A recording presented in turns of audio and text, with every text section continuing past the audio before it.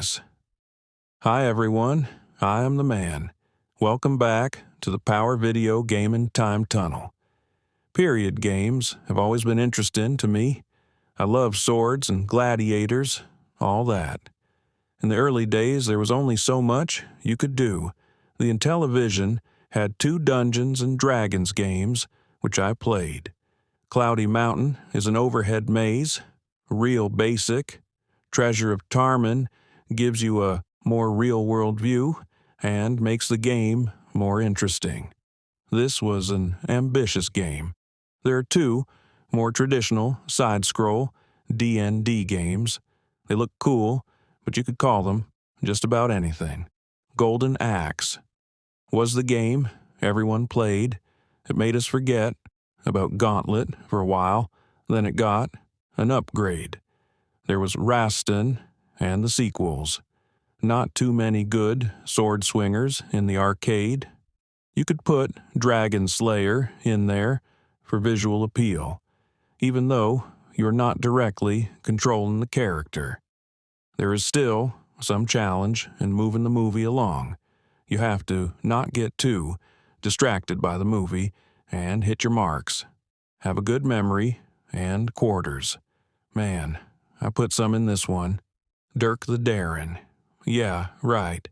The controls are really simple. You're just moving scenes along. Positive or negative. Move the wrong way. Dead. Don't pull your sword. Dead. Jump at the wrong time. Dead. The first one is possible, but takes practice. The sequels are way harder.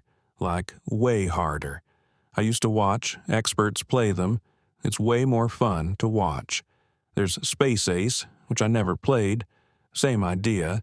There's also Escape from Singe's Castle and The Curse of Mordred I am not a big fan of straight RPGs like Final Fantasy or Dragon Warrior.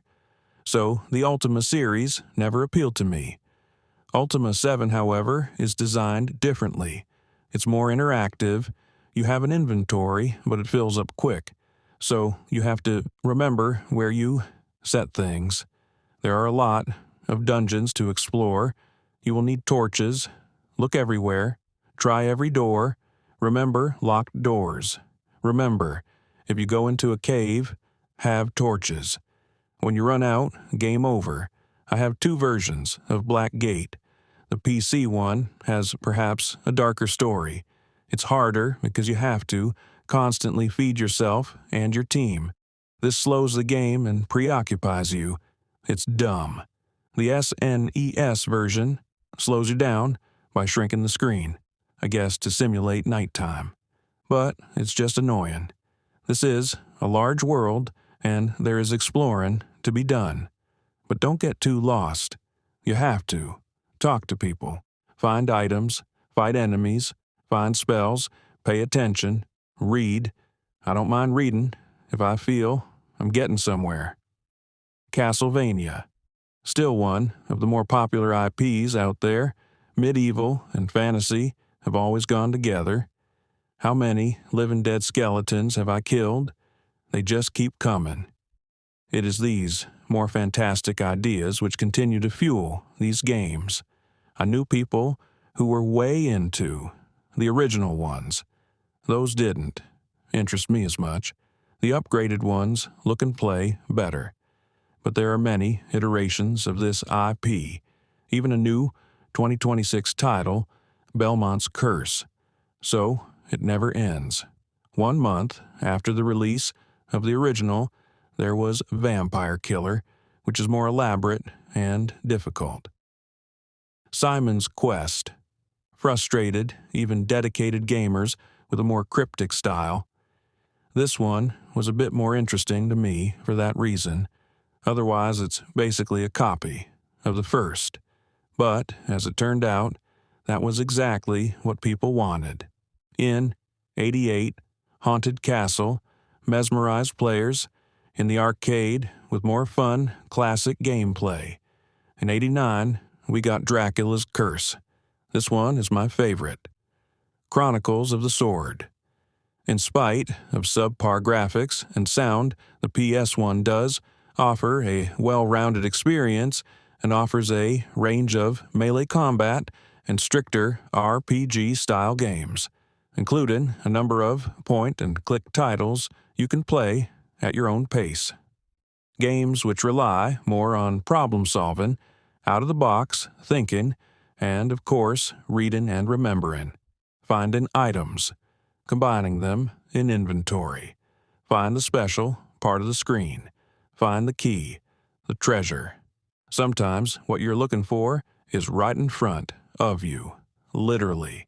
Games like Myst, Tex Murphy, and X-Files. Worlds designed to keep you stuck in. Chronicles of the Sword suffers from all the issues. However, it does manage to keep you busy and interested enough. There is plenty of exploring to do and several characters to interact with.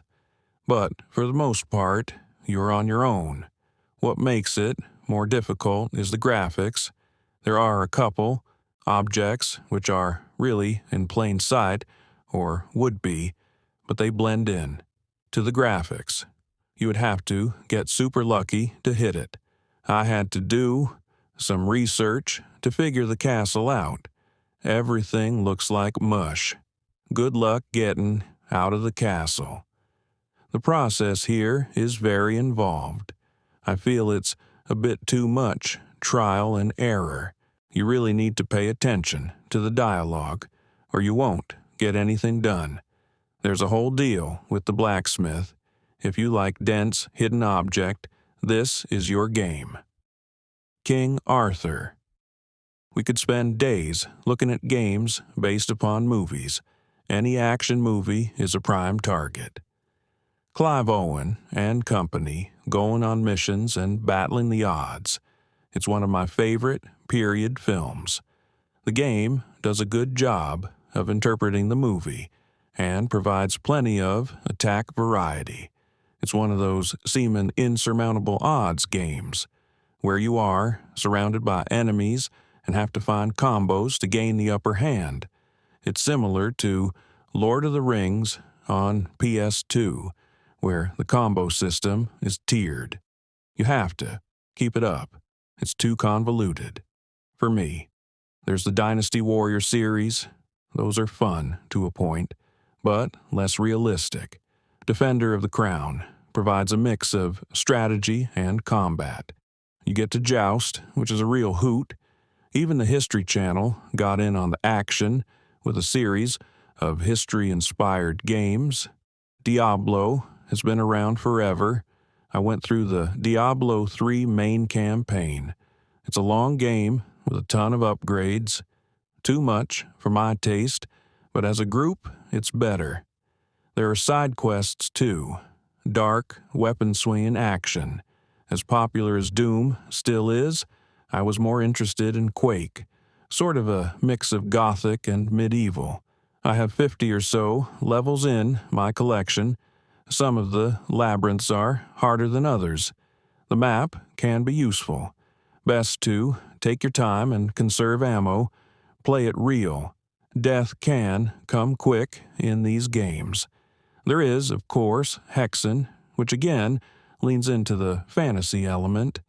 That's all right, but I lean more toward more realistic experiences. Eye of the Beholder. This is a series I will be getting into in the future. I love these kinds of games, maze-like, but not super hard. I am looking forward to some dungeon adventures. I recently played Warriors of Might and Magic. I had a good time with this one, good and long, cool weapons.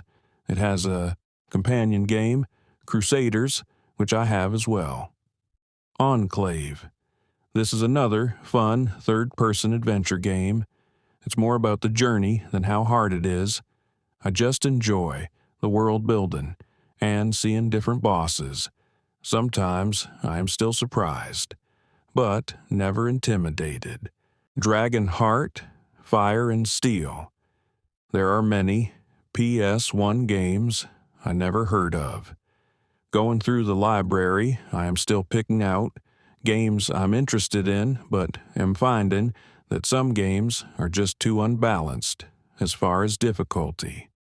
The first level seems alright and interesting, but level 2 is totally different and way harder. So I have to pick my battles because I don't want to post a bunch of unfinished game. Fire and Steel is one such unknown game. I love this one.